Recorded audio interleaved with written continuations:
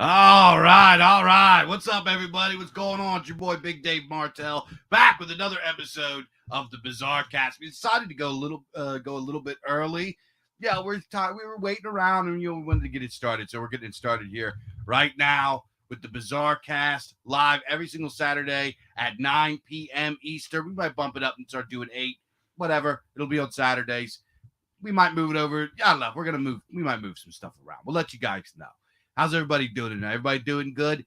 Man, we got the holiday season coming up, and you know what that means? Your family members are going to want a copy of the BIZARChives. So go over to the BIZARChives.com/shop if you're in the US of A and buy a book directly from us, and you can get with it a cool, free, custom BIZARChives bookmark. If you are elsewhere in the world, make sure to go to your favorite retailer, whether it be Amazon or Books A Million or Waterstone or whatever you have in your wonderful, beautiful country, and check out and see if they have BIZARChives available. You can get it there. So many great books. We got the BIZARChives 1, 2, and 3, and coming any day now. Before that, we're gonna do our best to get it in inventory before the holidays. Will be BIZARChives 4, and then also we have Chronicles of Heraldry: Sacred Times Part 1, Shanghai Horror, Molybdenous Articulate, Spire, Cosmic Horror double feature, The Willows, Man in the 25th Century. We just have a great catalog and a growing catalog for you guys, the Bizarre Kangs and Queens, the pulp cultists out there. But if you want to follow us on social media, make sure to go over to Twitter or Telegram and follow us at the BIZARChives. Follow our video game project, t.me/Grim Earth with a U, GRIMURTH. And then check out my other podcasts, Culture Dads, available over at ImperiumPress.org/podcast. What's up, Shane? What's going on, Dad? Not much, just hanging out. I'm pretty excited about what we're going to talk about tonight. Again, I'm in the dark here. We are going to we're going to talk about fantasy, not just like, fantasy. We're going to talk about what fantasy means. I thought you were going to say something. You just took a breath. Just breathing like a normal guy. Normal guy breath. Are you a little loud? Let me know how my levels are, by the way, how the sound sounds, you guys in the chat. But so we're going to talk about fantasy, what fantasy means, because there's this big debate, from FemPub, right? When they create the Seattle with Elves garbage, the modern fantasy, they say, well, it's called fantasy. And then they'll post like a dictionary.com definition of what a fantasy is. Yeah. And which is just not what fantasy means. And stupid bitches. Stupid scumbags. I'm sorry, I just got a pain in my esophagus. There's like a lightning bolt in my esophagus. God damn those esophageal pains. But Dave is quieter than Shane. Let me turn up a little bit for you, boy. That sounds about normal, though. Yeah, here we go. Yeah. I love about all that. I love anybody's ever told me I'm quieter than somebody else before. But anyway, so fantasy. Before we get into it, I want to show you something, Mr. Shane. I want to get your reaction to something. All right, Speaking let's of do fantasies, this person here has, this is the difference between what we're going to talk about, which is fantasy proper, and fantasism, versus what having a fantasy is. And what I'm about to show you is a person, a creature or human being, whatever it could possibly be, some sort of breathing bipedal creature of some sort, thinks that it's a changeling. I'm going to show you a changeling. Okay. And this changeling has the most beautiful performance that you're going to ever hear in your entire life. Oh, okay? fuck. This is a changeling that is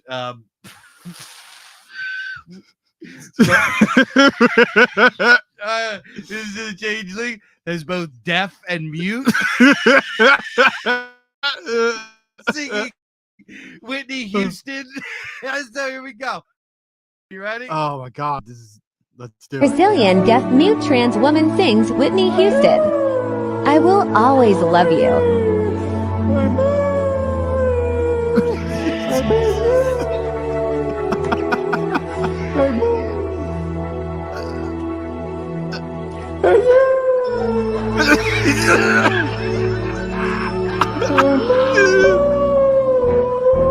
It sounds like a fucking whale's dying breath.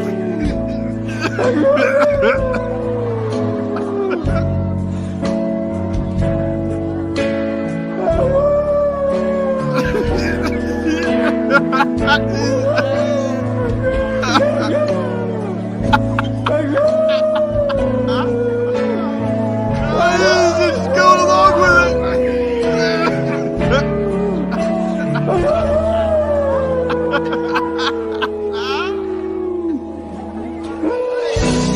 Holy fuck.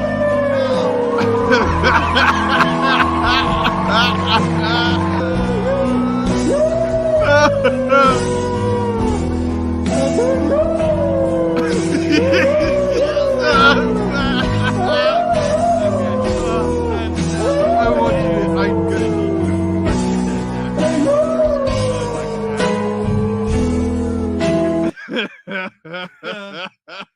Oh my god. need Woo. Oh. Wow. Oh my god. Yeah. What an absolutely soul melting experience. I love how the judges are pretending like they're listening to like some sort Like of an virtuoso. orchestral masterpiece. Yeah, they're hearing Mozart for the first time. Oh my god. I was like, I'm not sure if that's real or not, but it's just like hard to tell anymore. It's gotta be. Please let it be real. Oh my god, my face hurts. Oh, okay. So anyway, speaking of, that is what that is the dictionary.com definition of like what a generic fantasy Follow is. your dreams. Follow your dreams, right? Whatever you make up in your head and is, whatever. But what we're going to talk about is what fantasy proper is. Fantasy as far as the literary tradition, what goes into making fantasy. And although I am pretty critical of the idea of having all of these different literary subgenres when it comes to pulp, because that's not what pulp is about. Pulp is about, just like unfettered, uncaged weirdness and creativity and adventure and these kinds of things.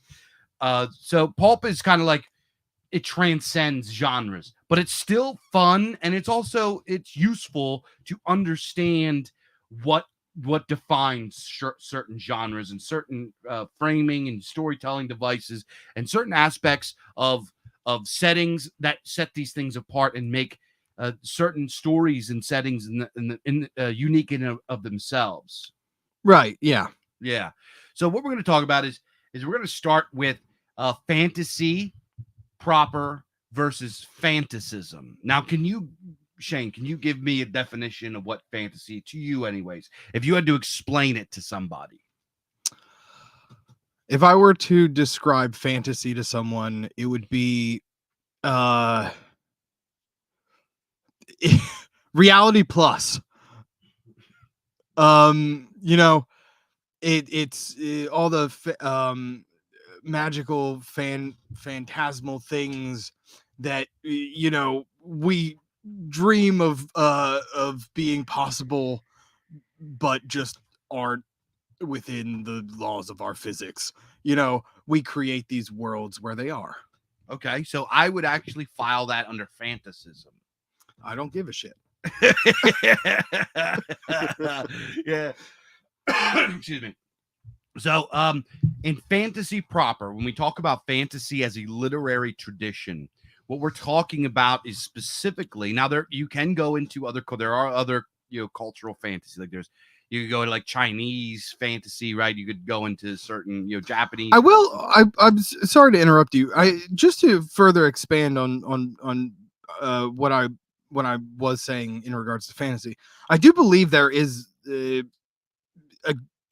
strict like genre setting standard for fantasy. There are guidelines that a piece has to fit into for it to be fantasy. It's not like a fucking free for all. Yeah, totally. So, but kind of when you say fantasy, the foundational meaning of what fantasy is more specifically a European historical world that you create. It is something that is has a epistemological basis. in European folklore and Yeah, European yeah. history and European mythology, and you create a world based on that. Now, it doesn't necessarily have to be, one for one, cognates between your fantasy world and, let's say like the Greek gods or something like that, or whatever. But it does have to be of that flavor. It has to be believably of that world. Like if you created a fantasy world, it would have to be like, this is a believable place, a believable story in a magical European type world. Yeah. I really appreciate how you articulate all of the retarded miasma of thoughts in my head like far better than I ever could. Oh, you're welcome. but it is a difficult thing to describe. Yeah. You know what I mean? Because it goes all of these different directions and it's like when I think of fantasy, like I can immediately picture what fantasy is, but like translating that into like a description of what the genre is difficult. Yeah, exactly. But it's so a lot of people think that it started with Tolkien. Now, I'm not going to beat up on Tolkien at all, right? Tolkien is one of the greatest ever, but he did not start it. There were quite a few authors that came. Did Dave just compliment Shane for being retarded all the time? But there were authors that came before him, and if you are going to pin one author, one writer for kind of being, I don't know if I would say, because there were probably writers before him, but the person that we can point to and give them the crown, give them the hat of our first known writer to at least popularize fantasy, we're looking at Lord Dunsany. Lord Dunsany was the kind of the first. If guys should go back and read him, he was fantastic. And then obviously I would say, everybody's going to know because I am a Howardian disciple. Robert E. Howard was a huge, absolutely. He was just a giant that rose from the sea. Yeah, he was an absolute dragon. Yeah, big time. So when we get into those things, when we get into fantasy is that. Fantasy is a magical, mythological, historically believable world, right? And it must have all of the systems and ecosystems and all of the trappings that make a coherent world. Exactly. Yeah, exactly. It has to abide by those tropes. Exactly. And it goes like, and then if you go into fantasism, now fantasism and fantasy can be connected. They're not necessarily. Fantasism is the idea that your creations are completely detached. Like when you get immersed in fantasism, it is like a completely different world. Completely. And people that fancy themselves fantasists or are labeled as fantasists tend to create settings and stories and worlds that are almost have an alien or psychedelic quality. So hypothetically speaking, if we were to create like a Venn diagram of the two, what would you say is in the overlap in between fantasy and fantasism? Yeah, just the idea of fantasy in and of itself, the idea of imaginal elements being in your story as a whole. That's not a very strong common ground. Yeah, I know. So, like I said before, not all fantasy is fantasism, and not all fantasism is fantasy. Right. A fantasism, like a fantasist could write sci-fi. A fantasist could write something that is completely modern, right? They could write a story that's set in 2001 and it still be fantasy. Not now those types of worlds, because they're in such recent memory, are a little bit tougher to really give that otherworldly psychedelic quality that fantasism needs to have. Now, if you want to see fantasism, in my opinion, the like king of fantasism, who was the fantasist, this is just my opinion, is the Emperor of Dreams himself, Clark Ashton Smith. This guy, City of the Singing Flame, the Zothique cycle, Abominations of Yondo, his poem Star Treader, Hashish Eater. Like, these are things that are they just send you to a completely other world where things Hyper are psychedelic. it's super Yeah. psychedelic. Yeah. And like, it was so psychedelic that people posthumously tried to stick on to him that he did drugs, right? He didn't actually do drugs. He's actually a pretty straight-laced religious guy.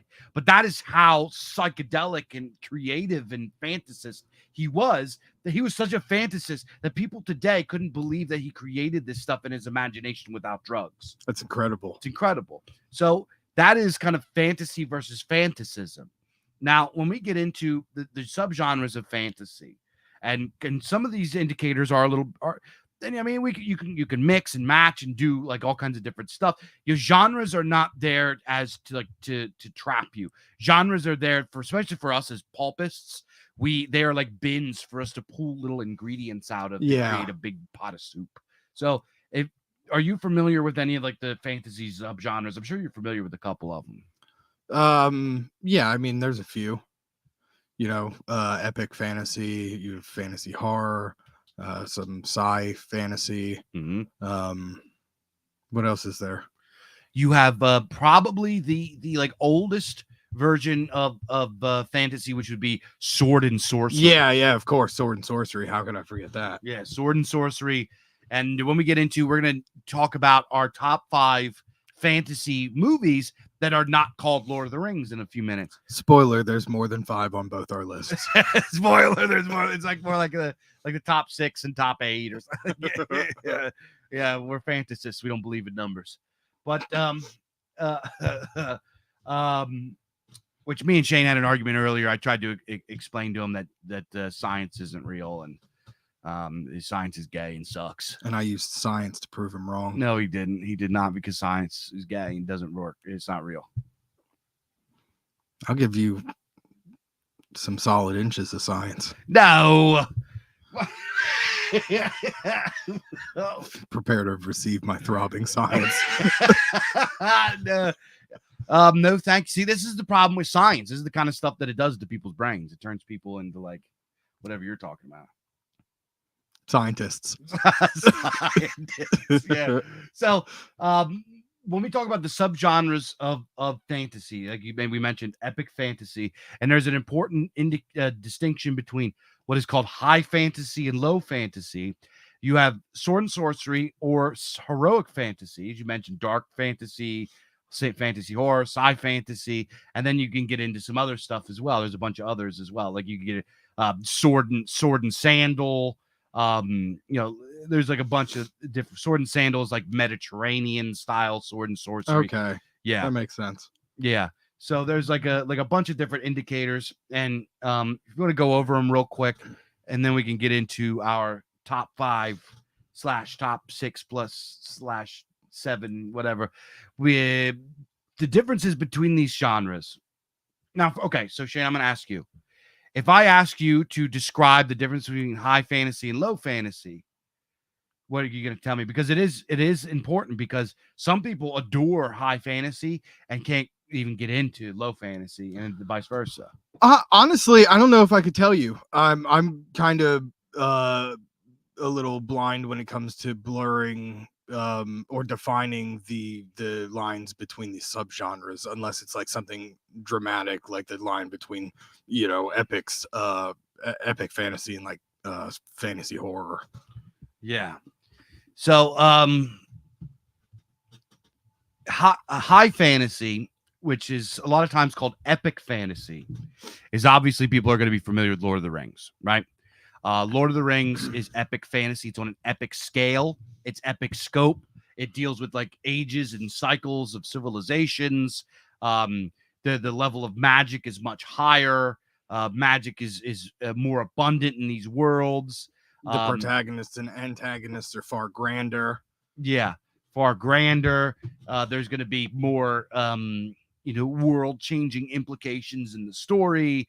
There's going to be like in a high fantasy. Now, an epic fantasy doesn't necessarily have to be high fantasy, but Epic fantasy then tends to deal with the scope of the story. High fantasy, which is what you see in almost all modern fantasy, is magic is everywhere. There's all kinds of different fantasy races. It's far more detached from reality, except it's like modern fantasy people don't do as good of a job with it.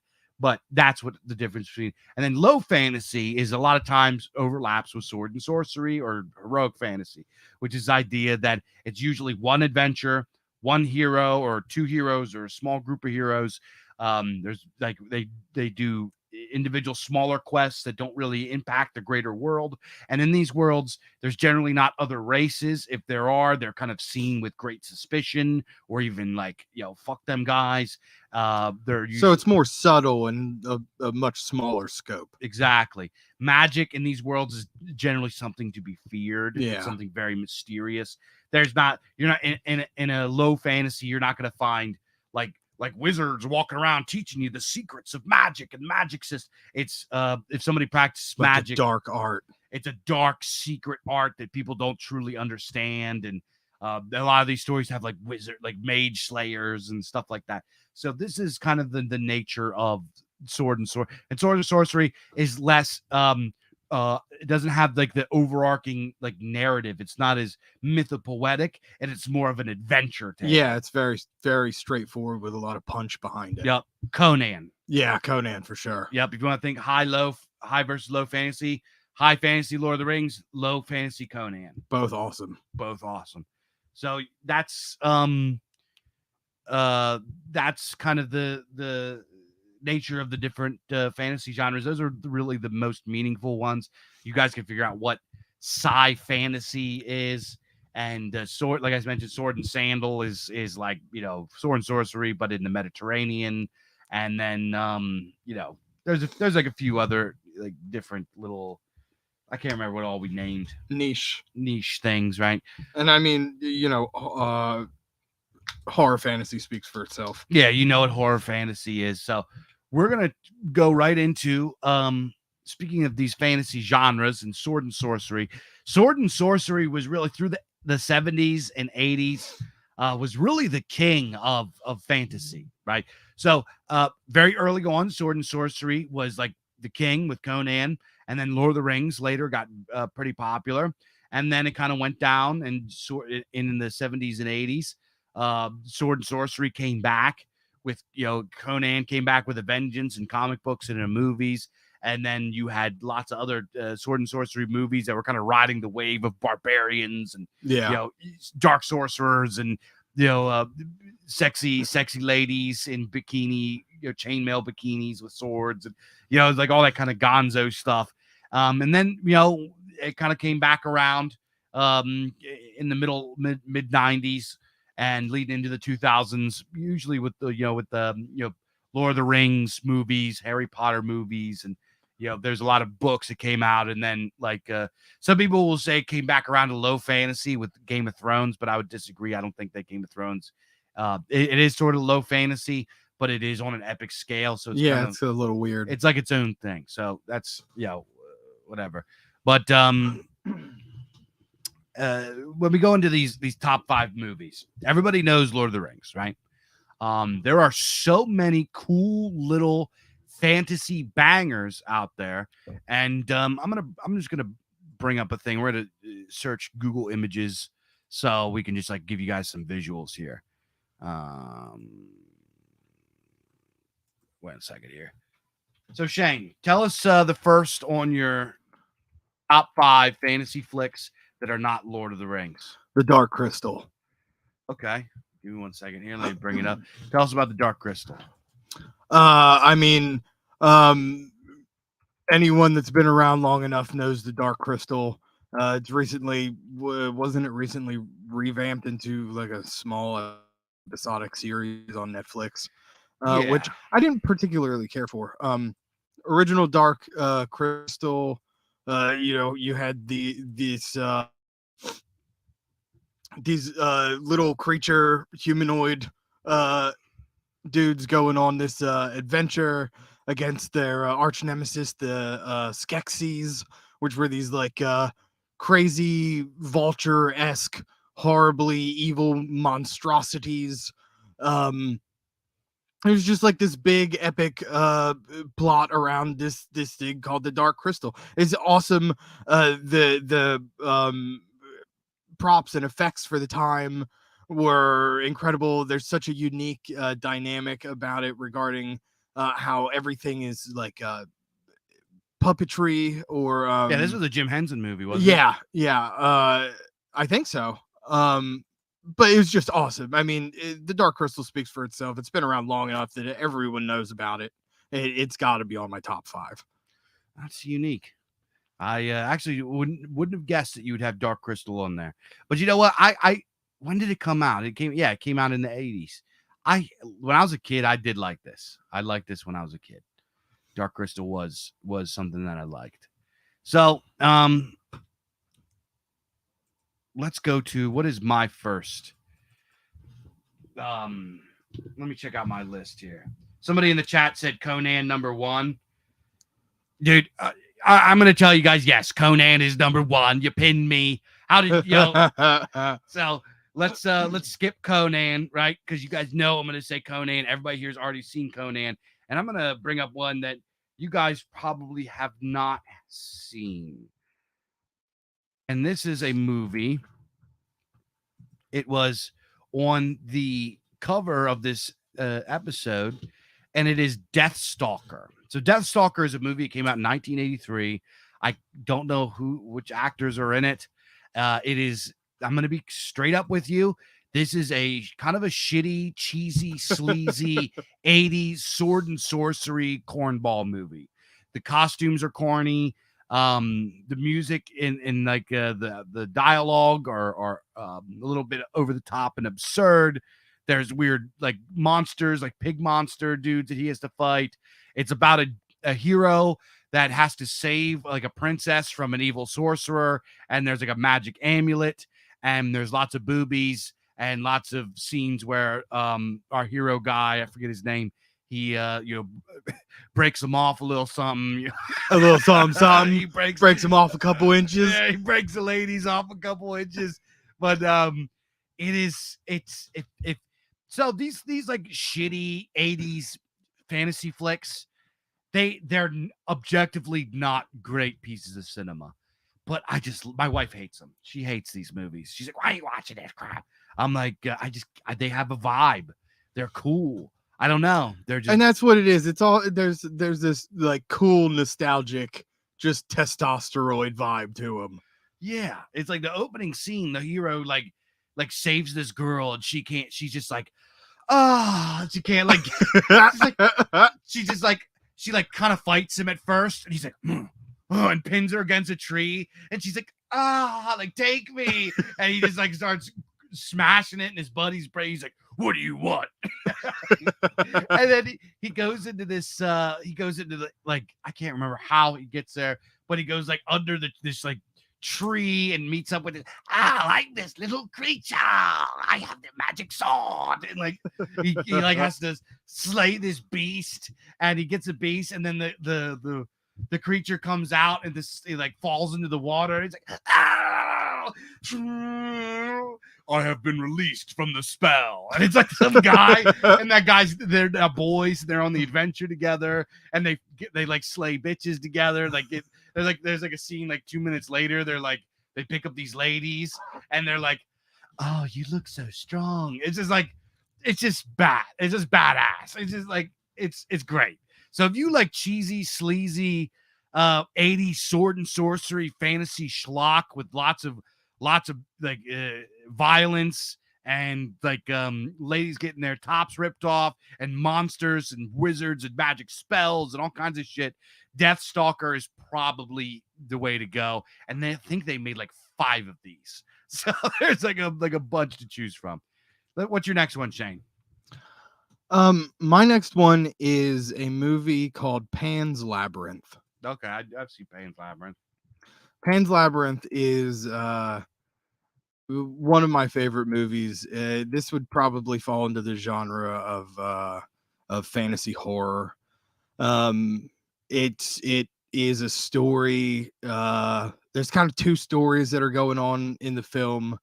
but the fantasy side of it is surrounding the fae and fae creatures that are interacting with this this child. And then like the realistic side of the story is this child and her mother move in with this like South American dictator in this period of conflict while this like war is going on. So you sort of have like this duality kind of taking place between this girl's interaction with these distrustful and malevolent fae entities, and then on the other side her struggles with this like tyrannical father figure that is kind of a piece of shit. But overall, it's just like a really well-made story that's tied together well. Mm-hmm. That's that.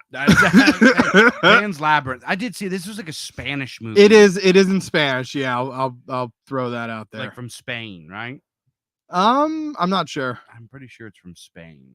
I can't remember. Okay, so my next one, yeah, Pan's Labyrinth. That had a lot of really cool visuals in it. Yeah, I saw it like right when it I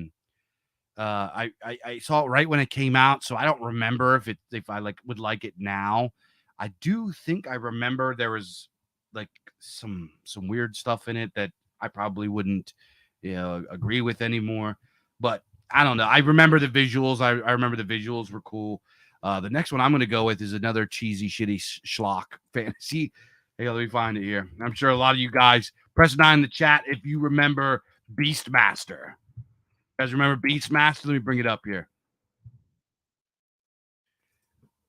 If you have not seen Beastmaster was like, I can't even like really remember the plot. it was just like a fantasy flick about a dude that has like a pet raven or a hawk or something, and he's got to fight some bad guy, and he meets like sexy ladies along the way, and like that's about it. I can't even remember the rest of the plot, but I remember I loved this. This was a movie that I really, really enjoyed back in the 90s. It is it's like everything a young boy likes. It's got like cool animals in it. It's got a heroic dude that just kills bad guys, and it's got a bunch of pretty girls in it, and it's got adventure and daring and thrills and fun and what more could you ask for? What more could you ask for? What do you got next? My next one is Highlander. I have this one on my list too. There can be only one Highlander. Highlander. And I mean, who doesn't know this movie? Yeah, honestly. Yeah, press 9 in the chat if you love Highlander. This was a great movie. It's fantastic. Connor McLeod. You got this ancient group of immortals that are dueling each other one by one to the death and absorbing the power of each other until there's only one left alive. Mm-hmm. Fucking incredible. Sean Connery's in it. Yeah. What was this guy's name? Was that Christopher Lambert? Is that him? Is that his name? I don't remember. What is his name? I can't remember. But he was a cool actor. He's probably a goofball, but also I enjoyed the sequels. I thought they didn't fuck up the sequels. There was a Japanime Highlander that came out that was really actually pretty good. Oh shit! I hate anime. I'm anti-anime, but this was actually pretty good. It's actually I think it was done by the guy that did Ninja Scroll. So I could see that being pretty good. Yeah, Ninja Scroll is one of the few acceptable Japanimes. So yeah, Highlander. If you haven't seen Highlander, it's got this spooky bald guy who's real super evil, and our hero like has to face off against him, and they have this. The end battle is like one of the dopest final fights. I'm telling you, it's so epic. I just I love every time you take Clash of Immortals, one of them falls and the lightning and the storm rolls in, and you watch the power being absorbed into the body of the other. It's just like fighting. Remember they're fighting up in front of that billboard and like there's Yeah. lightning strikes. Light bulbs Yeah. exploding. There could be only one. That was like, Like torrential downpour. Oh man, that was fucking that. The guys that like came up with that had to be like, we're gonna get every bro hard as fuck. There's gonna be so many boners in this movie theater that planes are gonna fall out of the sky. It's gonna fuck their compasses up, all that. So many boners. There's so much blood. There's too much iron. There's too much blood. Yeah. Such engorgement. But yeah, Highlander is like, it's like, it was really, dude, you guys that didn't grow up in like the 80s and 90s, like really watch Highlander. watch Highlander, man. This movie ruled. I think it's a little cheesy now, but it aged very well in my opinion, and it's just a classic heroic sword fighting movie. Great stuff. This is the kind of movie you show your son. Like, yeah. Son, you've turned 10, 11, 12. We're time sit for down. Highlander. Time for Highlander. Yep.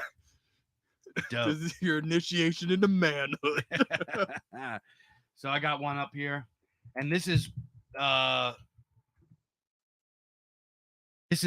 one of my absolute favorites. When I was young, I watched this like probably like hundreds of times. Willow is just, it was created by Ron Howard and George Lucas. And in my opinion, this is George Lucas's best movie. I think I like this movie. What? No, go ahead. I'll get to it when you're done. This is you got this guy named Warwick Davis. He was an Ewok. That's how George Lucas knew him. He was like one of the lead Ewoks, and he had acting chops. So he created, and also this is a movie that I really like this because the little people in the movie, which are called Elwins, are actually played by dwarves, like real life dwarves. And it just has a really cool organic quality to it, as opposed to, using computer magic to create, CGI short people. And, here's one of my favorite characters here. This bald guy here, Bagel Cut. I just love him. The story of the movie is Warwick Davis is an Elwin. He's like a dwarf among his dwarf people, and they're sort of like hobbits. They live in the woods, and they kind of have their folk beliefs, and they have shamans and stuff like that. And Willow Offgood, which is his name, wants to become a great sorcerer, but he's only just a farmer. And every year he tries to become a sorcerer and go show that he can pass the test to become a sorcerer. Hey there, bud. Have you perchance seen the preview for the new Willow they're making? Yes. And how are you feeling about it? I'm so scared and I hate it already. Leave it alone. You will not take this from us. This is a magic piece of my childhood. You leave it go, you fucking derelicts. I swear to God, I'm gonna do terrorism if they ruin it. I'm not. This is a magical, wholesome piece of art, Willow. How dare you monsters desecrate it? Keep your filthy fucking fingers off of it. Leave my Willow alone. But anyway, Willow, he's like, trying to be a sorcerer, et cetera, et cetera. And there's a baby that comes floating down the river, and it's from the normal humans, like the large race, and they call them Dakinis or something like that. Dakinis. And they find this Dakini baby, and it turns out that this Dakini baby is named Danilora or something. I can't remember what her name is.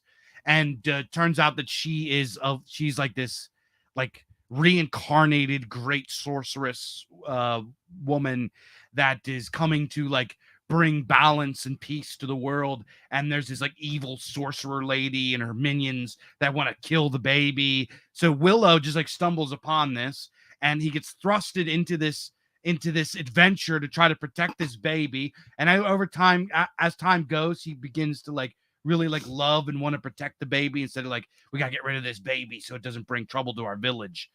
And then he goes into this great adventure, and he meets Val Kilmer, whose name is Matt Monaghan. And like there's lots of stuff. It's just a awesome, wholesome adventure with magic and intrigue, and just the ending is so uplifting. It's a wonderful, wholesome, heroic fantasy movie that kids should watch. Willow is based. Hell yeah. So a little while ago, after we got done talking about Highlander, Frest said, speaking of Connery, what do we think of Dragonheart? Which I completely neglected when I was making this list. What an awesome fucking movie Dragonheart was. Dragonheart was based. That was a sad movie. That like jerked some tears out of me. That jerked me good. That jerked me. Yeah. That jerked my tear glands. Jerked my ducts real good. Really milked my glands. All right, what do you got next for me? Next on my list, I have The Never-Ending Story. Never-Ending Story. Tell us about that. It's been so long since I've watched it. I remember a long dog. And I remember a horse dying. Yeah. But goddamn, that long dog is cool. Yeah, you remember the long deer? Yeah. Oh, yeah. Long deer, such length. Me and Shane and our kindred went to Lake Tobias, which is like this zoo, and you can do like this drive-through safari thing. And we were driving around on our own because all the buses were shut down because of COVID or whatever. So we go drive around, and in one of the areas they have deer, right? And we pull up, and there's these two deer like laying behind this log, and it looked like one really long ass deer. Yeah, like the ass end of one was sticking out the left side, and the front half of the other was sticking out the right side. And then they looked like the same deer coming out of both ends. Such length. And I was like, that's a long deer. That's a long deer. That's a fucking limo deer. That's a limo deer. Yeah, so we got what was this? It was called like the Luck Dragon, right? This limousine dog. I don't know. It's been forever since I've seen it, but when I think of fantasy movies, this movie comes to mind. Yeah, this was like I watched this so much when I was a kid, and this is one of those movies that I like kind of forget about. And this is like one of those movies from like when I was truly a kid. This is like one of those ones that I watched and really imprinted itself in my memory, but it's been forever since I've watched again. Mm-hmm. So it just it's a little distant in the memory banks. Yeah. Artax, yes. Let's have a moment of silence for Artax. Yeah. Guy from V says Dragon Slayer. Yeah, Dragon Slayer is a great one. I didn't put it on the list. I'm sorry, guys. I did not put Dragon Slayer on the list. That is a good one, though. Dragon Slayer. Let's after we do this one at the end, we'll bring up Dragon Slayer. But here's what was my last one? Okay, yeah. I actually had to decide between Dragon Slayer and actually it was Dragon Slayer, Fire and Ice, and this one here, and I chose this one. Let me bring it up here for you guys. Crawl, the movie Crawl. Now, I know a lot of people, some people will say this kind of like drifts into science fiction, and it does a little bit. But this movie was like a big box office movie, millions and millions of dollars. This is like it's like a flawed masterpiece. This movie, it is pretty cheesy. The special effects are like they're very dated. I like this movie though. I love this. Yeah, movie. I love this movie. It is a movie that what happened to it was it came the same month as Empire Strikes Back or something like that. So it got completely crushed in the theaters by Empire Strikes Just Back. eclipsed. It just got eclipsed, and because of that, it got like forgotten. Yeah. And they put like millions and millions of dollars into this with making the sets and everything. And it is a magnificent, beautiful fantasy story. It's very, very cool. And you guys that haven't seen Crawl, it's a long movie, but I guarantee you're going to like it. It's very good. Very wholesome, too. So yeah, Crawl.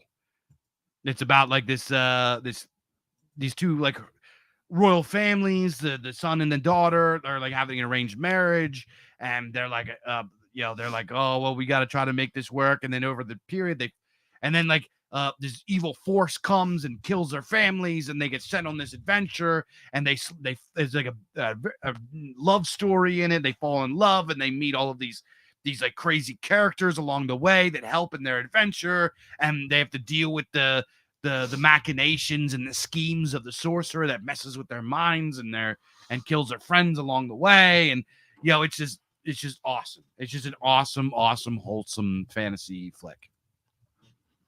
Right on. Yeah. They did not put Baron is saying they did not put millions of dollars into Crawl. Dave is having scaling issues. No, they did put millions of dollars into it. Don't you tell me. I know.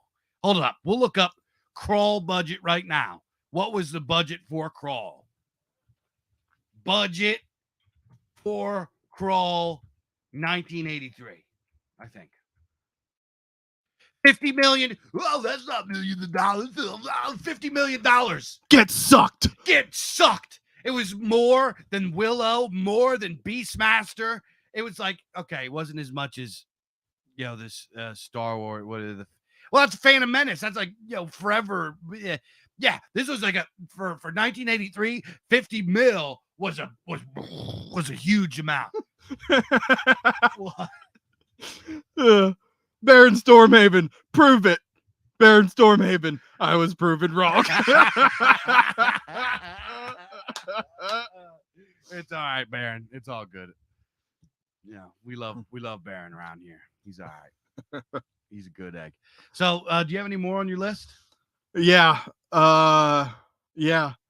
Now, my next one, I don't exactly know if it strictly fits in the genre of fantasy, but it gives me fantasy vibes.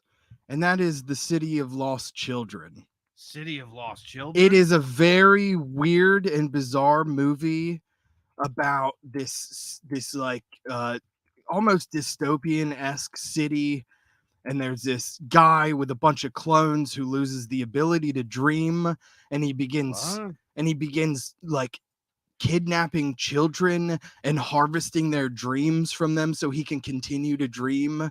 And it's like this big like quest to go and save these kids and put an end to this man's dream harvesting. It's bizarre. It's a very bizarre, weird movie. Wait, is Neil Pearlman in it? Neil? Yeah, Neil Pearlman. What's his name? Ron Perlman. Ron Perlman. Yeah. Neil Pearlman. You said Neil and it completely wiped his real first name from my brain. What is wrong with this guy's face? He looks like Cro-Magnon Man, Elephant Man. I think he's a little muddied. Yeah. You say, oh, he's a quadroon? Yeah, I think he is. Oh man, I didn't know that. That explains. Say what you will. I admire Rod Perlman's acting abilities. I think he's a good actor.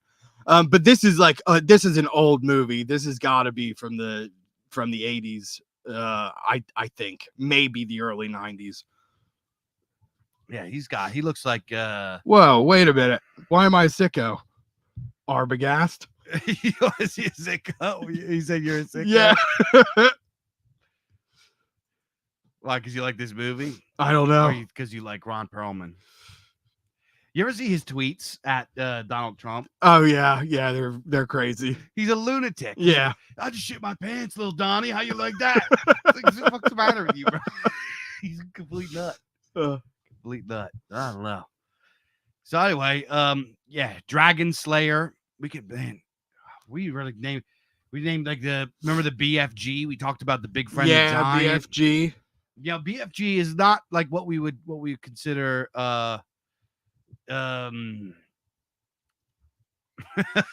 Armageddon says Neil Pearlman. Neil Pearlman is the second drummer in Rouge. Yeah, I guess I mixed up Neil Peart and Ron Perlman. Hell yeah. That's funny. What were some other? We mentioned Dragon Slayer. We mentioned BFG. Oh, some honorable mentions here. Fire and Ice. There's a very old one that is also one that's far out of my memory, but I remember loving it as a kid, called the Adventures of Baron Munchausen, which was a very weird, eccentric movie. There's one called Page Master. Page Master was a super cool like kids fantasy movie that I watched when I was a kid. About it does this cool thing where it switches from reality to animation, and these books come alive and lead this kid through this like just this epic adventure to return home again. It's just very cool, fun kids fantasy. Speaking of kids fantasy, do you remember the cartoon Little Nemo? Yes. Little yeah. Nemo. The dude with the cigar.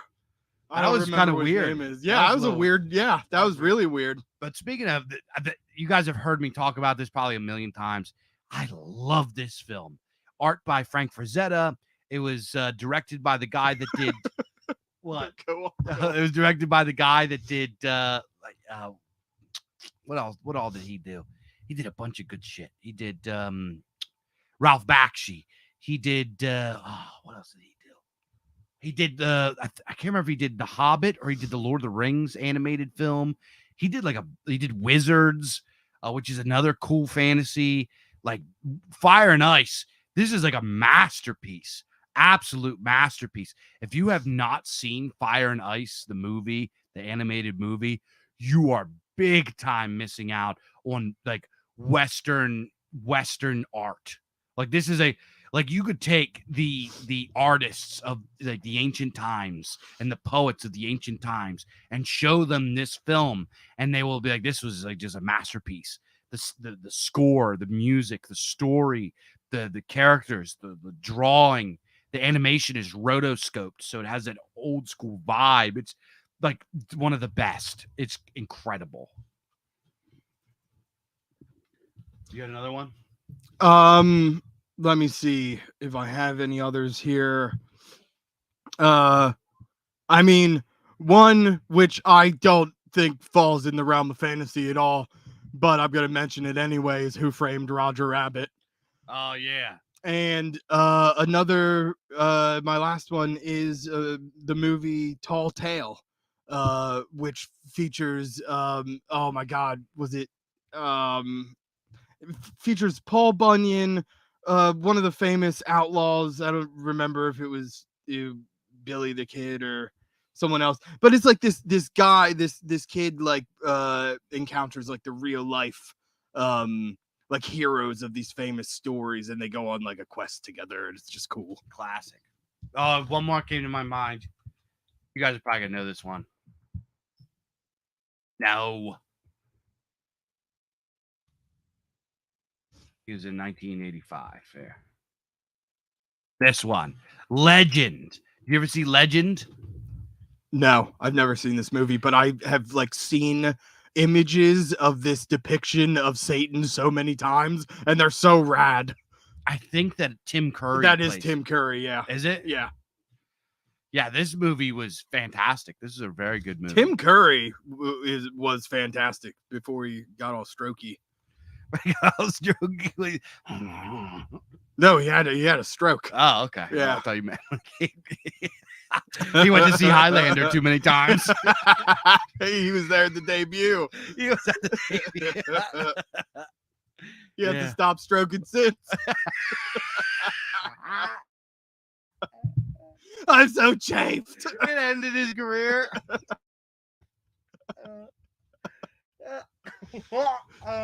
Endlessly lubricated with blood. Oh God. So yeah, that was our that's our top 5, I believe.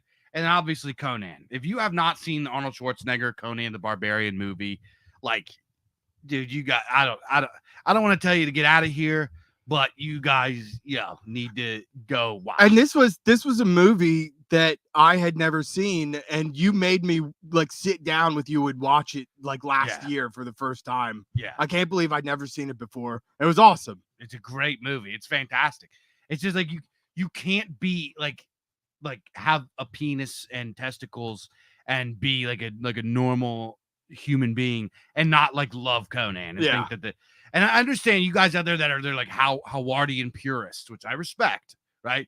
Conan the Barbarian, the film is a film adaptation, and they take bits and pieces from all over the Conan universe, and they kind of just like I don't want to say they butcher it, but they chop it up pretty hard. And then Arnold Conan is not like Conan from the books. It's different. It's its own thing, but it's still in and of itself a fantastic film. Well executed. Yeah, absolutely. All right. We're on an hour already. So you guys that are there any do you guys have any films that badass fantasy films not called Lord of the Rings that you think that we missed? Let us know in the chat and bring it up. If you guys have any questions for us, you could drop it in the chat there. I keep forgetting to bring up the super chats, whatever. But if you got anything for us in there, we'll do it. So, Mr. Shane, in final words, what do you think is the importance of fantasy? Is it a meaningful like art tradition, or is it just made up fun stuff? No, it's definitely a meaningful art tradition. It preserves something that is precious. You know what I mean? It gives new life to this draw to the time and the time of ancestral European peoples and all the incredible, epic, majestic things that exist in the minds of these people. You know what I mean? Mm-hmm. So we got some guys in the chat says Hawk the Slayer. Oh yeah, I forgot about Hawk the Slayer. Hawk the Slayer. If you want to see like the epitome of cheesy, schlocky B-movie fantasy flicks, Hawk the Slayer is it. Some of the guys aren't even like really wearing armor. They just wear like some sort of like pleather, like felt vest. Like that's their armor. Like it's like, they're wearing like spandex and like it's you can tell that I love it. But it is a cool piece of cinema to watch. I do like Hawk the Slayer. Somebody else said Excalibur. If you guys said Excalibur, classic. I didn't even think about Excalibur. So many great ones. Fresh says The Princess Bride. You ever see Princess Bride? No. Yeah. What's that guy? He's like, I am Montego, and you killed my father, and I'm here for revenge, or whatever. Oh, I do know this movie. Yeah, a long time ago. Did you really just say Scorpion King? We talked about The Mummy. We did talk about The Mummy. Mummy. The Scorpion King was had a lot of potential, but they put The Rock in it, and the CGI was just terrible. Yeah. It was so bad. Yeah. The Mummy was awesome, though. The first 2 Mummy movies were actually great movies. Yeah, they were really good. Yeah, I like Brendan Fraser. I do too. Yeah. Yeah, I like his. He's always anything he's in. He's a phenomenal actor. Yeah. So, yeah, The Mummy was. I saw like all of them in theater. I love them when they came out. I thought the age of Brendan Fraser was cool, and I like that. And I like those movies. The first one, especially with like the scarabs and like it was just it was very reminiscent of like an Indiana Jones type thing. Yeah. And it was just those scarabs are fucking scary. Yeah, it was a great movie. They're great movies. And I think the Book of the Dead, that solid gold book. You know, that prop was actually like real solid brass casted with the locking mechanism actually fit the key and opened the lock when the key was turned in it. It was like a Really? legit solid prop. Yeah. It was a functioning A prop. functioning, yeah, real prop. Wow, that's cool. Yeah, that period. When did the Mummy come out? The Mummy came out in Oh, like 99, 2001, Yeah, something like that. Yeah, I'll look it up real quick. That is a period that, like, you know, people remember kind of like the Star Wars prequels, but there are actually quite a few, you know, good movies that came out at that time. That was actually that was like the last like little period of really, really good stuff that came out. Let me look it up. 1999, yeah, Nice. It came out in 1999. This came out, I think Lord of the Rings came out at this time. Did you see that fucking garbage remake with Tom Cruise in it No. of The Mummy? No. It was so ridiculous. It was a terrible movie. Let me see what movies came out in 1999. At Arbogast says The Matrix, Fight Club, and The Mummy. Fight Club is I mean, I'm it was actually a not a fan. fantastic movie. You weren't a fan? No. Fight Club was one of those rare instances where the movie surpassed the novel. It was very good. Oh man, there's like some real bangers here. You got the Bicentennial Man, that really another really sad, miserable. Yeah. What an incredible performance from Robin Williams though. Yeah, Fight Club. You got Sleepy Hollow movie, the Tim Burton one. That was good. I'm actually not a Tim Burton guy.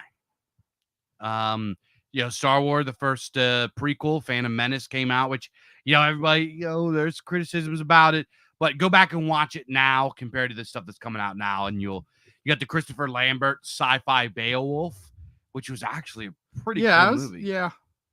You had 13th Warrior. Oh yeah, we were talking about that earlier. 13th Warrior. Eaters of the Dead. What a fantastic film, and what a great book, too. Yeah, the book What a is great phenomenal, and they really stayed true to it in the film. Yeah, there was it was just like a great, the end where like the big guy with the blonde hair, he's like, "Lo, do I see my father? Yeah. Lo, do I see those before me?" And they're like last stand against the 13th Warrior is a perfect example of low fantasy. Yes, exactly. Perfect example of low fantasy. You got The Matrix. The Matrix came out, which I actually am not a fan of The Matrix. I think The Matrix sucks. I think The Matrix is like a lot cooler in theory than it was on film. Yeah, I think the Matrix aged very poorly. I just think it sucks. I think Keanu Reeves isn't very good. I think a lot of the concepts and stuff were just, it was like very pseudo intellectual, and it was borrowed from literature that, like, you know, these were concepts, like the Matrix concept was in sci-fi, you know, novels for like decades before, and they acted like they invented it. And then like, you know, go back and watch it now. The costumes are cringy. It looks like they're like at a Marilyn Manson concert. Oh, you know, it's just like the fight scenes are really just, it did not age well in my opinion. Guy from V says The Warriors. What a fucking masterpiece. You're talking about like, it's like, "Good morning, boppers." Yeah. Warriors come out to play. Yeah. And then, look, 99, you had Deep Blue Sea. You had Lake Placid. You had Lake Placid. What a classic. I know. You got a lot of really shitty horror sequels. Children of the Corn 666. The Wishmaster 2. Like these were terrible. But let me see here. There's another one. The Green Mile, Eyes Wide Shut. Green Mile, yeah, that's pretty good. Yeah, you had a lot going on. You had a lot going on in 1999 as far as films go. They were coming out with a lot of bangers. Mm-hmm. Oh God, the comedies, Big Daddy, Mystery Men, Lies This, Mystery Men. Oh, yuck, Bowfinger. Oh. God, Deuce Bigelow. Austin Powers. I liked Deuce Bigelow. No. I loved. Yeah, I thought You're that was crazy. a hilarious movie. You're crazy. The South Park movie. Oh man. Well, I'll tell you what. 99 was like, it slapped. 99 slapped. Yeah. 8mm with Nicolas Cage. That's like my favorite Nicolas Cage movie. Outside of Color Out of Space. They fucking killed Color Out of Space. Mm-hmm. So yeah, 99. I'm not gonna keep reminiscing about 1999. There was a lot of great movies that came out at that time that it gets slept on as far as like a period for film. It was kind of like the last. It was like it was kind of like the last. Oh yeah, Arbogast said The Sixth Sense came out in 99, which that was probably like the only good Shamalama Ding Dong movie. I don't really. Can you name another? Yeah, well, yeah. If you guys got questions for us, hit us with questions in the chat, and then we're probably gonna shut it down. But yeah, Wolfshield said Phantom Menace. Like I said before, I am a purist. I think there was only like one Star Wars movie. I think the first Star Wars movie is really the only good Star Wars movie. After that, it gets derivative and blah blah blah. Controversial opinion. I don't like Star Wars At all. It's just not my jam. I never really cared for it. Do you like any sort of like planetary romance like that? Not really. Do you like Dune? I know absolutely nothing about Dune. I'm like, Dune is a completely foreign, and I know there's like so many books and so much lore, and it's just like I feel like I'm like too late to get into it. Like I've missed the ride. I mean, you know what? I like shit like Starship Troopers. Starship Troopers is based. Corey wants to know if I graduated in 99. No, I graduated in 05. No. Arbogast says the show became old dudes reminiscing. Yeah, that's okay. We like. I feel like every conversation devolves into that. There was like, but there were so many, and somebody said there's not going to be any more. You know what? That there will never be another good movie again. I think that there's once in a while we get some good ones. The Color Out of Space movie that had some flaws. Thought it was a good movie. The Northman was very good. Fingal wants to know if David Lynch Dune film. He said that the David Lynch Dune film has to be up my alley. I did like it. I like the David Lynch Dune movie. It's very flawed. It's very weird. It's a lot of the stuff he just completely butchers. But overall, it is such a unique, cool, weird movie in and of itself. I don't consider it Dune. I consider it Dune inspired. It's like a Dune derived inspired film. And I don't know. I really like it. And outside of some of the pause and crap, I actually did not mind the newest Dune movie that came out from Denis Villeneuve. So I thought it was, there's some problems in it, right? There's a few race swaps that he does. There's a few things that he misses. There's a few things that he doesn't explain that frustrates the shit out of me, that you have to like, people are like, oh, what was that? Especially if you're like the guy that actually like, you're the guy that knows Dune stuff. If you're watching the new Dune movie with people that know you're a Dune guy, they're gonna pause. Hey, what was that? Can you explain that? And then you end up spending like 40 minutes throughout the whole movie just explaining shit. Yeah. It's like, what is eyes roll up his head? Oh, it's because he's a mentat during the Butlerian Jihad, blah, blah, blah, blah. We had erase all thinking machines, blah, blah, blah. And you got to like go in and like explain all this shit because people want to know the deep lore, and they know that there's deep lore there, but they don't know. So what do? They pause it and they harass you about it. Isn't like the sandworm dung like a drug or something? What's that? What you said again? Isn't the sandworm dung like a drug or something? Not its dung. It releases this spice, right? So the planet Arrakis, which is the sand planet, Dune, is the only planet in the galaxy that creates spice, which is called the spice melange. And spice melange is created, it is excreted from the sandworms themselves. So it comes out and it like people get addicted to it. It's a drug, and it's also a resource that helps them travel through the galaxy with what's called the Spacing Guild. And it's like it's a huge thing. Yeah, it sounds like something that is linked to infinite depths of lore. Yeah. Some people are saying that they haven't seen the new Dune movie. It's flawed. It is flawed.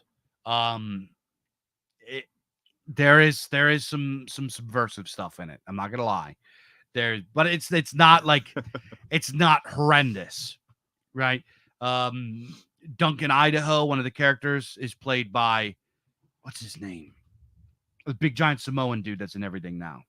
Khal Drogo. Jason Momoa. Jason Momoa is Duncan Idaho, but you know what? He does a good job with it. And then Dr. Keynes, I can't remember. One of the doctors, it's like a I think he's a white guy, or maybe he's an Asian guy. I can't remember. But they like switch him and make him a black lady. And then like one of the main characters in it, which is described in the books as this beautiful redhead with blue eyes, is what is that dog face quadroon name? I probably shouldn't say that. You guys, Zendaya or Zendama or whatever her name is. Yeah, so Liet Kynes, that's it. Liet Kynes. It's been so long. It's been so long since I read Dune. So, yeah, I probably shouldn't have said that. So I should have edited that out, right? Or I'll leave it. Fuck it. Yeah. Let's get spicy. Yeah. So, yeah, Corey says Fremen are supposed to be Arabs. I don't know if that's the race stuff that's being mentioned. So, the Fremen are not. So, Dune is. We're not gonna get into it. It's gonna be another hour of Dune stuff. But I'll say this. So Dune is like 40,000 years in the future. It is like this is a time that like the races during the period of Dune are completely different. They don't even remember us on Earth.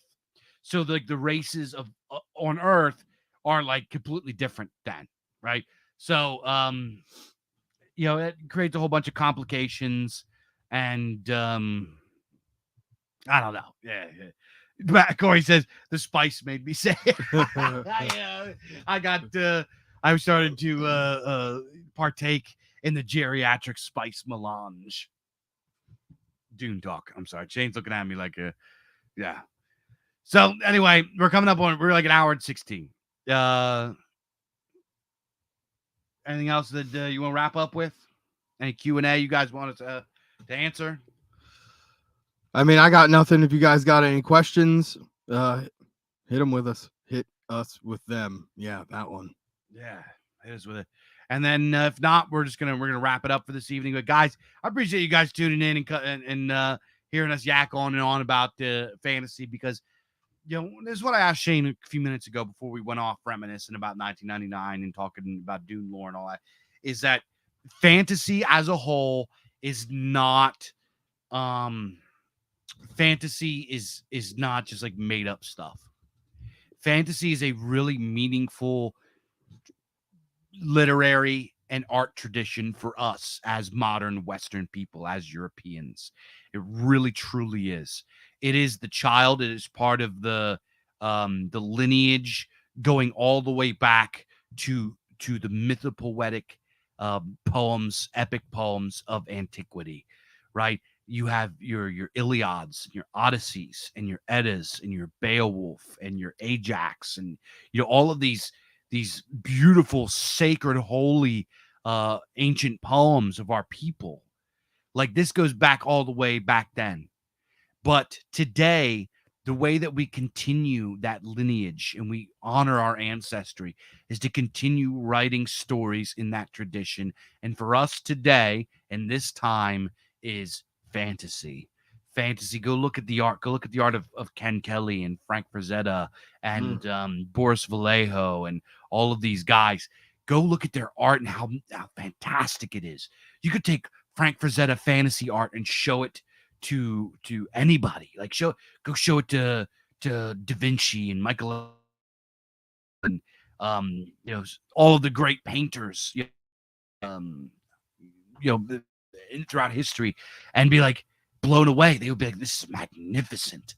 that people in your time created this.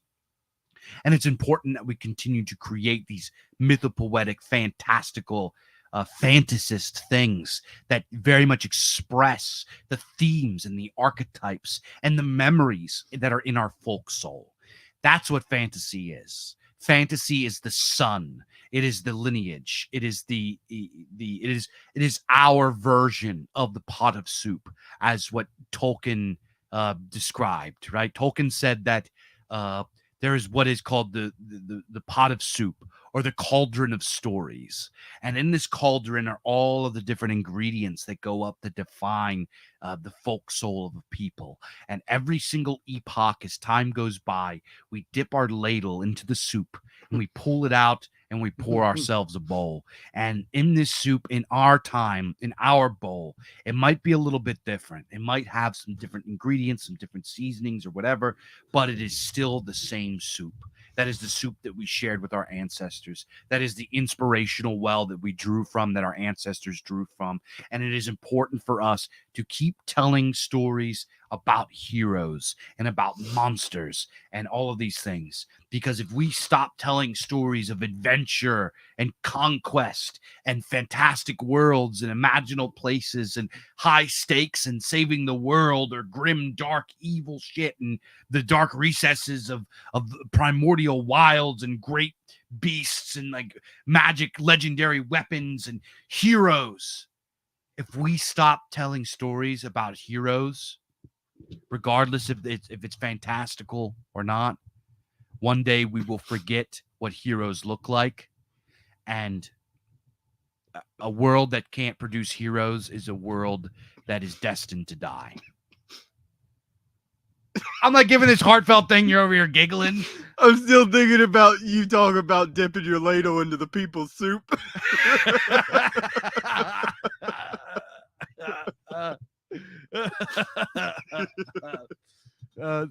Zimzilla says, got a question. Why does it seem like Pellucidar seems to have fallen by the wayside, while John Carter seemed to survive to a degree, or at least a degree where it got to a movie in the 2000s?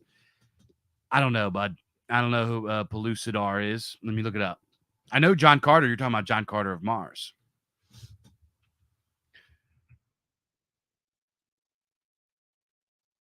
I've never Pellucidar. Yeah, I've never read this stuff. Hollow Earth. It's talking about. Is this? Yeah, I've never read this part. You fell to the wayside. Fell to the wayside so much that I've never read this. Now, I'm not a really, really big. I do like Edgar Rice Burroughs. Shane likes Edgar Rice Burroughs. Yep. Shane likes Tarzan. Shane's a Tarzan guy. I like have Tarzan. a very old copy of Tarzan. I do too. Hold up. Actually, I don't have a camera on. I can't show nobody. I was gonna pull it You up. can show me, Dad. Let me see what I got here. Talk on the mic for a minute. No. Okay. Well, what we got here? I got. No, man. My copy of Tarzan was given to me when I was like a child, along with some like very old comic books. Which is, you know what, we could do an episode on old comics one of these days. You got a lot of old comics? Somewhere. Yeah. Oh my God. I had like the entire collection of the original The Mask. You know, like the Jim Carrey movie The Mask, but the original comics. Yeah. With the big head in them. I had Tarzan comics. I had like Evil Eddie comics. If anyone knows who Evil Eddie is, hit 9 in the chat. But yeah, this Tarzan book is like old and really, really well preserved in great condition. I love it. It's like one of my prized possessions. Oh yeah. I just remembered. So here's the deal. If you order from BIZARCAST and you get like a large order, like say you order like 10, 12 books or something like that, 5, 6 books. If you order a large enough order from BIZARCAST, I got tons of these like vintage Ace paperback books. I like collect them, and I have too many of them, and they're floating around my house, and I've read almost all of them. So if you order something like that from me, I will put these books in there. Like I will give you like one or two, or maybe if they're part of a set or a collection, I'll throw it in there. So you might get some Jack Vance, you might get some Edgar Rice Burroughs, you might get some Hall Clement, you might get some Paul Anderson, you might get some Robert E. Howard. You might, like, who knows what you'll get. I just pick out what I think is cool, what it looks cool, and it's just like a little extra thing that you get from the BIZARCAST. You order BIZARCAST, you get a little bit of Big Dave's Ace paperback collection. I love the way these books smell, and they're getting a little bit harder to find. I'm starting to notice used bookstores. I don't know if like because they're starting to fall apart or whatever, but very, very soon these Ace paperbacks are going to become hard to find. These are very cool. They are very, very cool. They're just like loaded with great stories. So were you bringing that up because you gave away your Tarzan? Yes, I gave away. I had two really old Tarzan Ace paperbacks. One of them was like from the 60s, it was like from 1968. The other one was like from 1982. And I gave one to one guy and one to another guy. So there's some BIZARCASTs out there that have some really cool old. The one that I gave that was like from the 60s, like it had paper falling out of it. Like it was like really old, but it was so cool. And like it's like you read it and you just you like really got to handle it because it's like fragile. It's fragile. Yeah. So I gave them this really old like piece of like fantasy history. That's cool though. It's cool that you have like enough of those that you can throw some into the orders. Yeah, I like yes, I like I just like gifting people this kind of stuff, this culture, especially the vintage stuff. Yeah. There's times I had like some like cassette tapes floating around, and I actually put because one guy made an order and I threw a cassette tape in there. It was like that's rad. It was just like it was like an old heavy metal cassette tape. I just like if you order from me and you give me like because you're giving me good business, you know what I mean? A big order for me is like, you know, that really is a big deal. It's a big deal. Yeah. You know, you order a lot of books from me. That's like, you know, that pays my bills. So it's like you pay my bills, you help pay my bills. I'm gonna give you what you paid for. But if I have it, if it's around, if there's something I think that's cool that I'm willing to part with, I'll add some extra gifts in there. That's just the way that I am, and I like boons. I like to throw some boons in there for the people. Get your boons. Yeah, I like because the BIZARCASTs, man. Let me tell you, these guys that like you guys listening in here, and the guys that buy books from us. They've been with us from day one. Yeah. I get guys that buy books and they're like, hey, how can I donate money and stuff? And sometimes guys will donate $10, $20, just like on top of it. They'll just they'll buy every book that I have, plus give me 10 extra bucks. Y'all really are kangs. Yeah. It's just like, and let me tell you, it is not easy selling like books being, if somebody's like, I want to do something that's lucrative and profitable, like the bottom of the list. And they're like, what do you think I should do about selling books? I'd be like run, go do anything else. It is not profitable. But the people that do support us and like extend their generosity, I like to gift for a gift. Oh yeah. Because I'm just like such a collector retard, and I have like so many just like cool things just floating around my house that I've already like read the hell out of.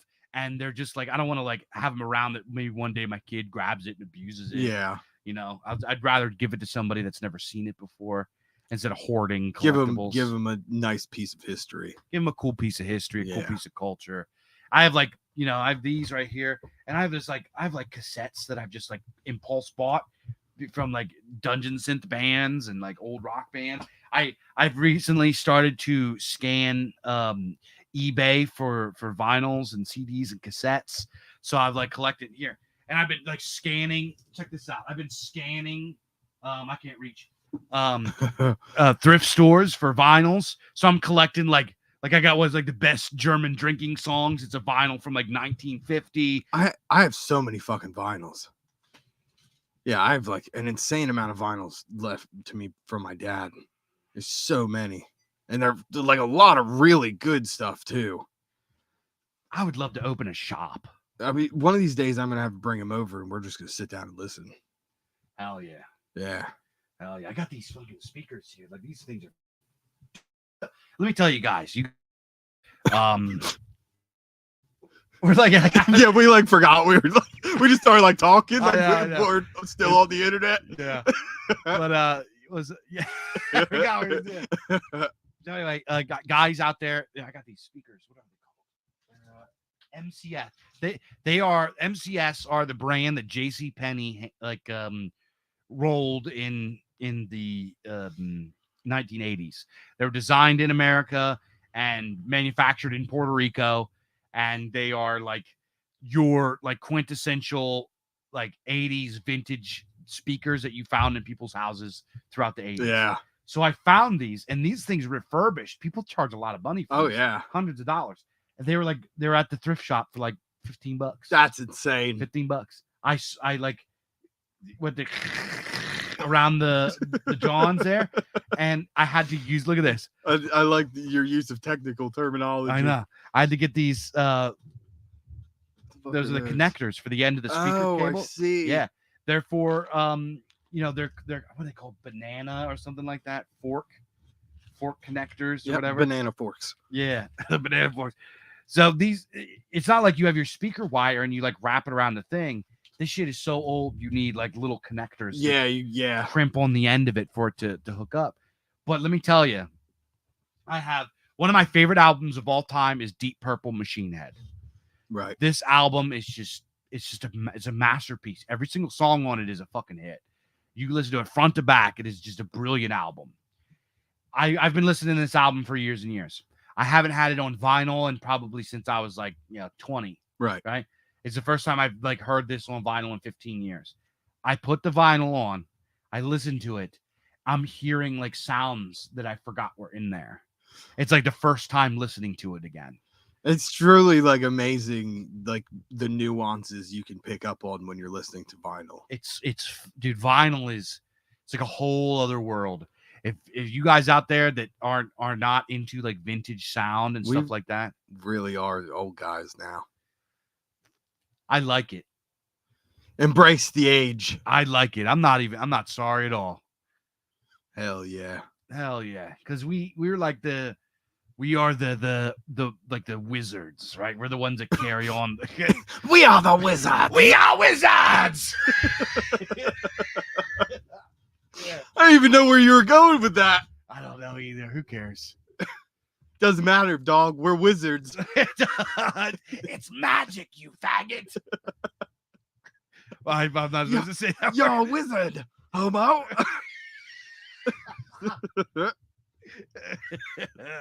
I'm like starting to get a little loose in the lips. The melange is coming out. There's too much spice, melange. I don't know what that means. Getting a little geriatric. Yeah. But yeah, so vinyl vintage sound. I love that stuff. Someday I'm going to open a store. I want to have a cool culture storefront where guys can come. You can get vinyls, you can get music, you can get vintage movies and books and like everything old school and underground, and I just want a cool store that I can sell based cultural things. Oh yeah, that's what I want. And there's something like so satisfying about preserving these old, forgotten and obsolete things and like passing them on to future generations. Yeah, there's so many like kids that I don't know what happened. Like you guys know, I don't mean to dunk on the Zoomers, but the Zoomers, like, I don't know what happened. There's like they completely got like chopped off at the feet because we like our dads showed us cool stuff. Yeah, like my dad, my older brother, he said, "Yo, check out this cool shit," and I got into it, and that informed my stuff, and I later got into other stuff, but I remembered that stuff too. Right. You know what I mean? I'm still jamming Black Sabbath. I'm still jamming Deep Purple. I'm still jamming Rush. But on top of that, I listen to what I listen to, and I don't know what. Maybe it's because the Zoomers didn't have dads. There's like not that input isn't there. I know. There's like this phenomenon that like Zoomers are like discovering Nirvana for the first time, which is fucking insane. Yeah, which Nirvana sucks. I mean, you like Nirvana? I'm not like I wouldn't say I'm a Nirvana fan, but I like some Nirvana. Yeah. Really? Yeah. It's like I let me put it like this. When I was younger, I went through like a Nirvana phase. So like if a song comes on, I know the words to it and I'll probably jam along with it, but I'm not like downloading Nirvana on my phone. okay. Yeah, I don't know. I just always thought it sucked. I wasn't outside of maybe like the first Stone Temple Pilots album. Do you remember that album, Yeah, Core? yeah. That was a good album. It's not bad. That had some bangers on it. I'm not like a real big grunge guy. Me neither. I think it's a just terrible genre. That like it was like a reaction to gay glam rock that was like popular, but It feels like it's kind of liminal, like it's almost in between two genres, but I can't identify what either of those two genres are. yeah, it's like punk and alternative came together and then like did a bunch of heroin and like Imminent Rain says grunge is communism. it was pretty. Zimzilla says, as a Zoomer, I will say this: most are very trend hopping. Once something from Hollyweird or the main stations is pumping things out, they follow through. Follow though, you'll have some base Zoomers. It's true. I know we got like there, especially with BIZARCAST, we got like some Zoomer writers and some Zoomer readers that are like us. They're like culture dads. You know what I mean? They're into the stuff. And I think there's like this intrinsic like hunger, like this dormant hunger for something that they're lacking, that they don't really know what it is or can't put a finger on until they discover it. And like it's this, they long for stuff like this connection. Yeah. It's like I don't know. I feel bad that they didn't get that. And you all of you Zoomers you're just malnourished is what it comes down to. Yeah. Physically and spiritually malnourished, yeah, and physically, yeah. Get some more sun in your life, seriously. Yeah, eat some meat, enough of that vegan stuff, and don't even like bother cooking it. I mean, like right off the bone. Take the fur too, it's good for passing stool. Yeah, just bite its throat and drink the blood. And don't forget, there's good stuff inside of those bones too. There is though. Yeah. I'm a marrow guy. Marrow, yeah. I fucks with some marrow. Get that in you. I like the ham. You get the ham steak that has the circle Yeah. bone in it, and I like to poke out the marrow and just eat that. I'd use it for something else, but that's gross. When you're going to see Highlander. Yeah. Yeah, I mean, what other, like, when you're going to see Highlander, you have to wear a cock ring made of bone. Yeah, go see Highlander. Better bring my marrow. Bring some extra marrow. My inner marrow. We're gonna go see Highlander, boys. Bring your tallow. Get tallowed up. I'm marrowing. Yeah. All right. We're getting marrow gang. We're getting weird. Simzilla says BIZARCAST has been the squad's book. It's been a good launching off point to the based old school stuff. I'm very, very glad. That's the whole point of it, Zimzilla. I'm so happy that you say that. The BIZARCAST, we very much view ourselves as like part of the lineage, right? We very much view ourselves as like, you had your based pulp writers that like worked through the 80s, and then it kind of died. You had some stuff in the 90s, and then like you have your pulp stuff in the 20s and 30s and going through that, blah, blah, blah, blah. And then it had a big pop in the 80s, and then slowly started to crash and then vanished around 1995. And we believe that we are like part of and it's not just us, the BIZARCAST.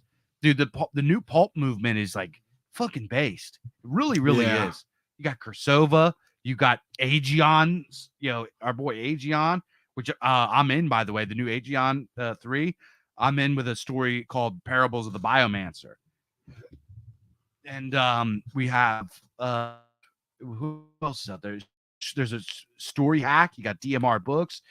You got what's Sam Carnes is called again? Savage Frontiers, which is pretty cool. That's real cool, actually. You got there's like a bunch. Did I mention DMR? Yeah, DMR.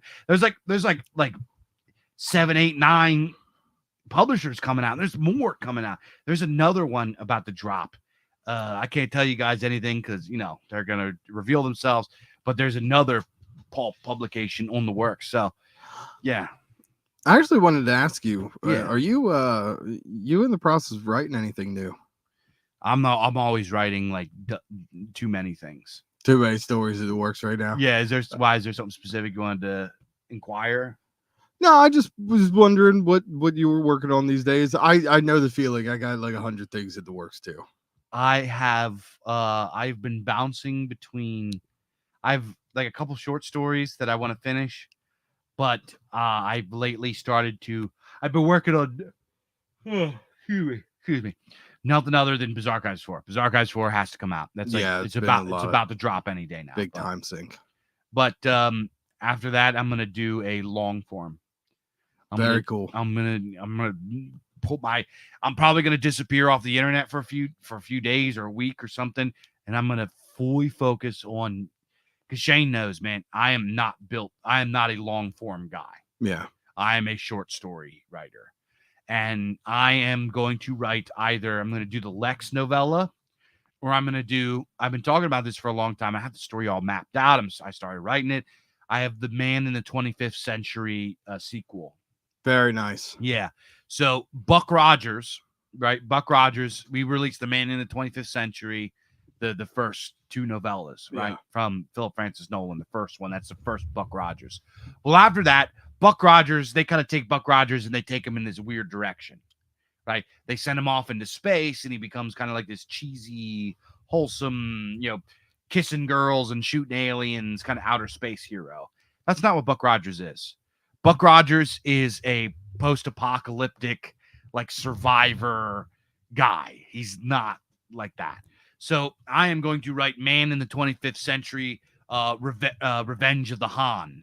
And the Han, Chinese, come back and try to wipe the American race out again.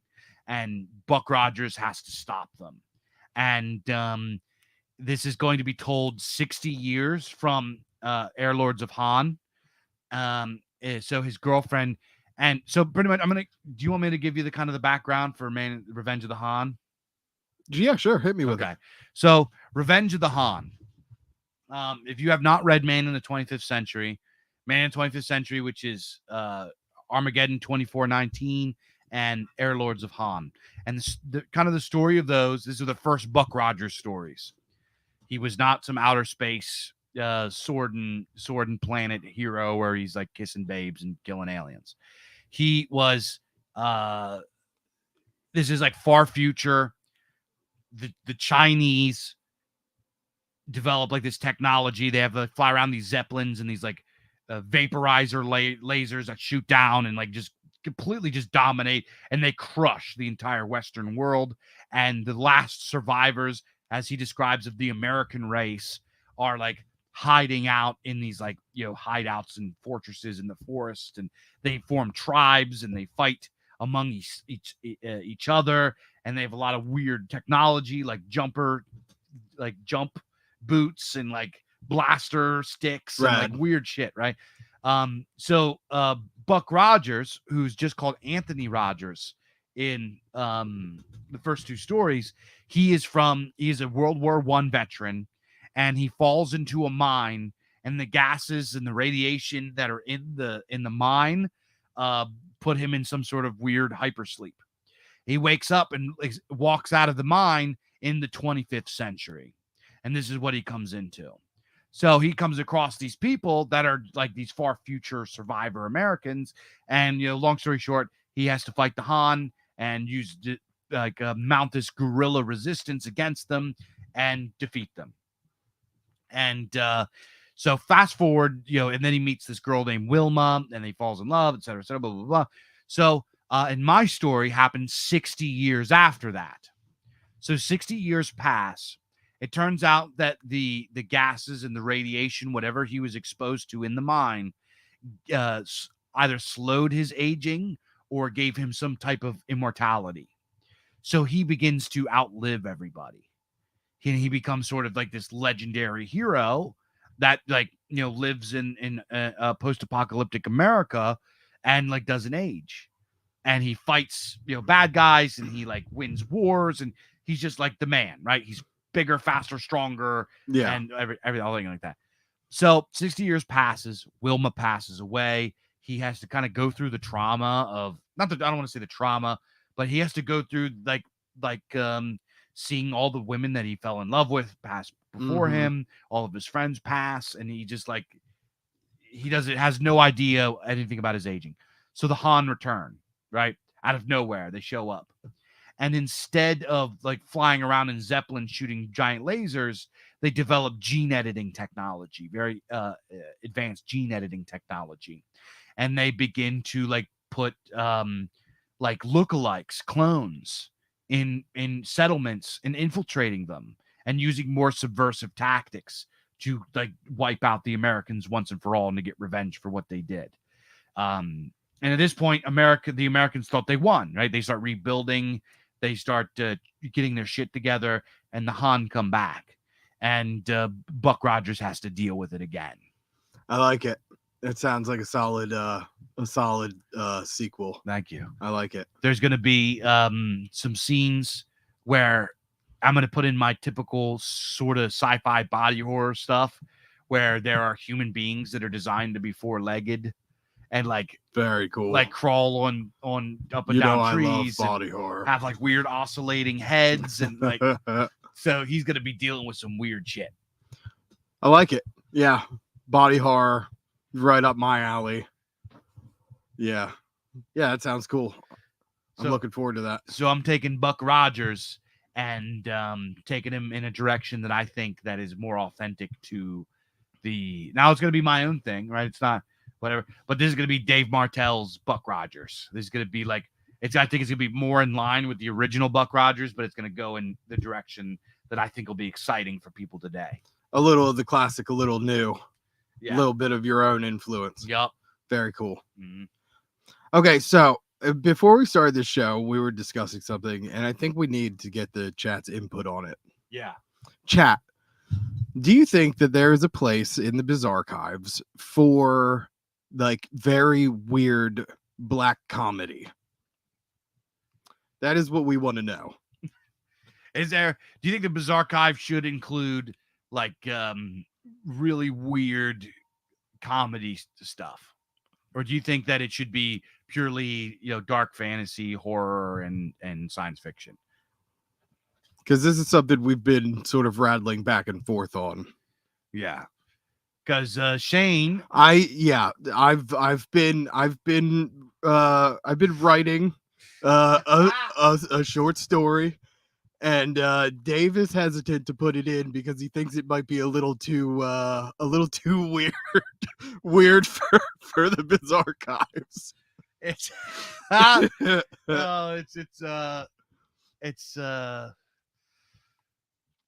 you want to give a synopsis? Listen, guys, listen to this. This is what this guy came up with. A brief. Well, you can't entirely put this on me because the original conception of the character that spawned this entire weird process in my mind was conceived together. We came up with this together. Okay. All right, I'm not. The main character's name is Chad Grundlemilk, and he is squaring off against his nemesis, the terrible Count Ejacula von Spewen.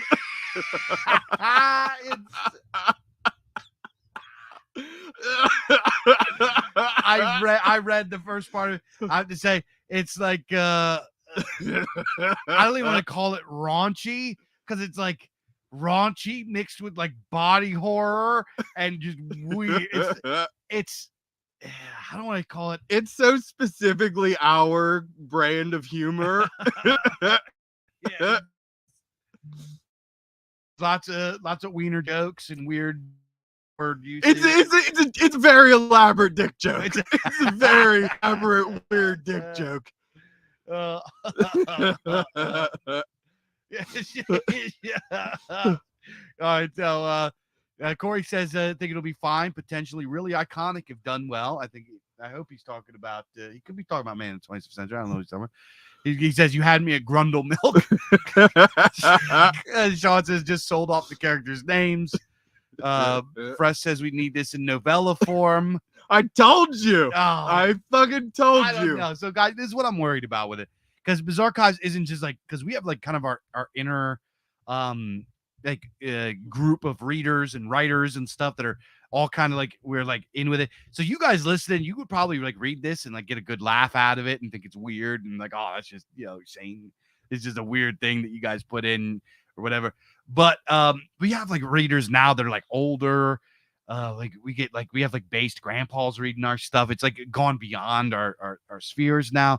And I don't want to alienate those people. You know what I mean? I want those guys to keep reading. You know what I mean? I don't know how like somebody like, us here, like ask yourself, how would your guys' like parents react to like if you had one of your base parents or aunts or uncles was reading BIZARCAST looking for spooky stuff and heroic stuff and all this kind of stuff, and then come across Chad Grundlemilk and Count Dracula von Spewin in the city of Systopia, and there's just like a big gigantic dick joke. Listen, they're gonna say that they hate it, but they're gonna secretly love it. That's how those people are. I don't know. And then there's people that, and I rail against people that are like too like puritanical and purity spiralers, but there's people out there that like will really, really react bad. I had a guy unsub from I made like a very, very just one of the podcasts I did for the BIZARCAST Substack for the Obelisk. Yeah. I had a guy, I'm not gonna name him, you know what I mean? He did leave me kind of a jerk off message, but he like unsubbed and like announced that he's unsubbing. And like, cause I did a podcast, an episode talking about like erotica and pulp and like what is erotica, what does it really mean, where does it fit in with pulp, is there a place for it, is there not a place for it?